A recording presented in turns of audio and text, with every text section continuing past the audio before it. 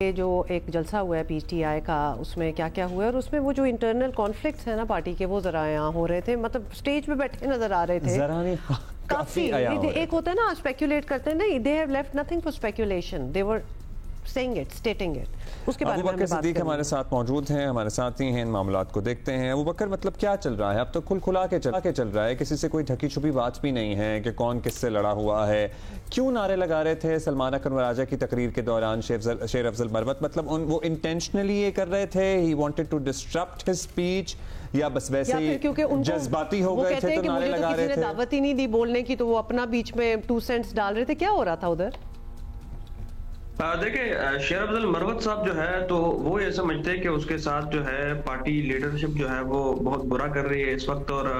ان کو جو ہے سائیڈ لائن پہ کرنا چاہتے ہیں لیڈرشپ. تو بیسیکلی شیر افضل مروت سے جب ہماری بات ہوئی ہے جلسے کے بعد، تو ان کو باضابطہ طور پر اس جلسے کے لیے انویٹیشن بھی نہیں ملی تھی. تو یہ بھی ایک وجہ ہے کہ یہ وہ شیر افضل مروت اس پہ بھی نہ لاتے، اور وہ اچانک جب آئے ہیں تو سلمان اکرم راجہ جو کہ ان سے پہلے سے ہی اختلافات چل رہے تھے، اور وہ یہ سمجھتے کہ جو ان کو شو کاز نوٹس جاری کیا گیا ہے یا جو بانی پی ٹی آئی ان سے ناراض ہے، تو اس کی وجہ جو ہے وہ سلمان اکرم راجہ ہی ہے. تو یوں جب جیسے ہی وہ سلمان اکرم راجہ جو ہے وہ اسپیچ کے لیے آئے، تو شیر افضل مروت نے جو ہے کارکنوں کی طرف جو ہے وہ ہاتھ لہرایا، اور یہ ساری سچویشن جو ہے یہ بنی. تو بیسیکلی شیر افضل مروت جو ہے وہ اس وقت پارٹی قیادت سے سخت نالا ہے، اور ایک تو چونکہ ان کو انویٹیشن نہیں ملی تھی، اور دوسرا جو ہے ان کو اسٹیج پر بھی سخت مشکلات کا سامنا تھا، کیونکہ ان کو جب وہ آئے ہیں تو ان کو جگہ نہیں ملی بیٹھنے کی، اور ان کو اس طرح ٹریٹ نہیں کیا گیا جس طرح پہلے کیا جاتا تھا. تو اس بات پہ جو ہے وہ ناراض ہو گئے، اور یوں جب سلمان اکرم راجہ جب وہ اسپیچ کرنے ہیں تو اس طرح کی صورتحال کا سامنا کرنا پڑا. اور پھر جب چونکہ ان کو اسپیچ کا بھی موقع نہیں ملا، ان کو اسپیچ کے لیے بھی دعوت نہیں دی گئی، تو جب وہ ضلع خیبر پختونخوا علی امین گنڈاپور چونکہ ان کے قریبی سمجھے جاتے ہیں، اور میرے خیال سے اس وقت جو ہے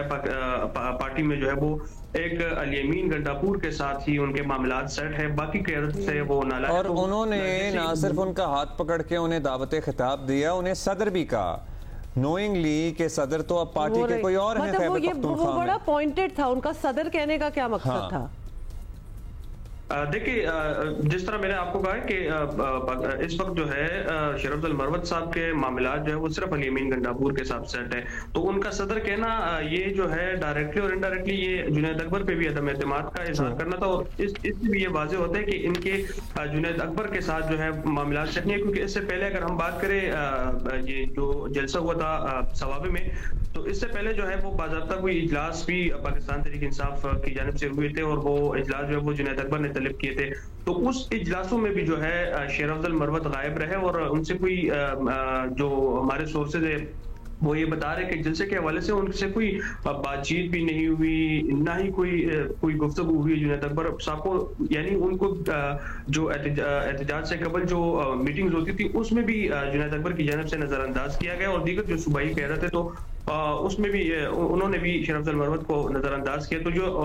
علی امین گنڈاپور کے ساتھ آ کر جنید اکبر نے شیر افضل مروت نے ان کو صدر کہا، تو بیسیکلی اس سے بھی یہ واضح ہو گیا کہ شیر افضل مروت جو ہے وہ جنید اکبر سے بھی نالا ہے. تو پارٹی اختلافات جو ہے وہ بالکل کھل کر سامنے آ گئے جو جلسہ ہوا تھا ثوابی میں. اور اگر وہ جنید اکبر سے نالا ہیں، لیکن ایٹ دا سیم ٹائم علی امین نے بھی ان کو کریکٹ نہیں کیا نوئنگلی کہ وہ پارٹی کے صدر نہیں ہیں. تو وہ لگتا ہے کہ وہ دونوں ایک نا وہ دھڑا سا ایک بن گئے ہیں جو کہ ایک دوسرے کو بیسکلی بلڈ اپ کر رہے ہیں. مطلب نالا تو ہیں، علی امین کتنے نالا ہیں جنید اکبر سے؟ یہ ذرا کچھ میٹر پہ بتائیں. کیونکہ انہوں نے صدر پہ ایکنالج کیا کہ جیسے میں ہی ہوں صدر. He could have corrected it. دیکھیں اس وقت جو ہے پاکستان تحریک انصاف خیبر پختونخوا میں ایک عجیب سی کیفیت بنی ہوئی ہے، اور جو پاکستان تحریک انصاف کے اراکین اسمبلی ہے تو ایک تو وہ بھی کنفیوز ہے کہ کہاں جائے کہاں نہیں جائے. اور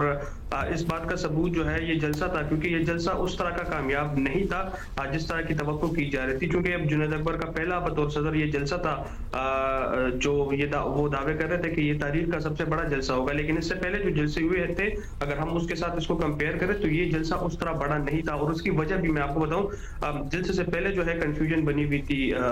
کیونکہ چونکہ جنید اکبر نے یہ اعلان کیا تھا کہ وہ کسی کو فنڈز نہیں دیں گے، ہر کوئی اپنے طور پہ جو ہے وہ گاڑیاں ارینج کرے گا اور سارے انتظامات خود کرے گا. تو الیمین گنڈاپور نے جو ہے ان کے صدارت کے دور میں ایک تاثر بنا تھا یا ایک روایت بنی تھی کہ جو بھی جلسہ ہوگا تو پارٹی کا جو صدر ہے وہ پارٹی فنڈ سے جو ہے وہ تمام تر ایم پی ایز کو اور لیڈرشپ کو جو ہے وہ فنڈز پرووائڈ کریں گے. تو اس بار ایسا نہیں ہوا, اور جلسہ ہو رہا تھا تو اس سے پہلے جو ہے واٹس ایپ گروپ جو ہے پاکستان تحریک انصاف کے, تو اس میں باقاعدہ طور پر کارکنوں نے احتجاج بھی ریکارڈ کیے ہے کہ ہم کو گاڑیاں جو ہے پرووائڈ نہیں کی جا رہی, ٹرانسپورٹ کی فیسلٹی ابوبکر صدیق بہت شکریہ, بہت شکریہ, thank you for giving us an, کیونکہ ایکچولی ہمیں نظر بھی آ رہا تھا اور پھر بہت سی ایسی باتیں بھی ہو رہی تھیں. تو can I just use the word a little bit embarrassing, کیونکہ وہ کہا جا رہا ہو کہ یہ تو سب سے بڑا جلسہ ہوگا اینڈ آل دیٹ, اور اس کے بعد پھر اسٹیج پہ اس قسم کی آلموسٹ لڑائیاں ہی ہونا سٹارٹ ہو جائیں تو تھوڑا سا امبیرسنگ ہو جاتا ہے نا ان کے لیے.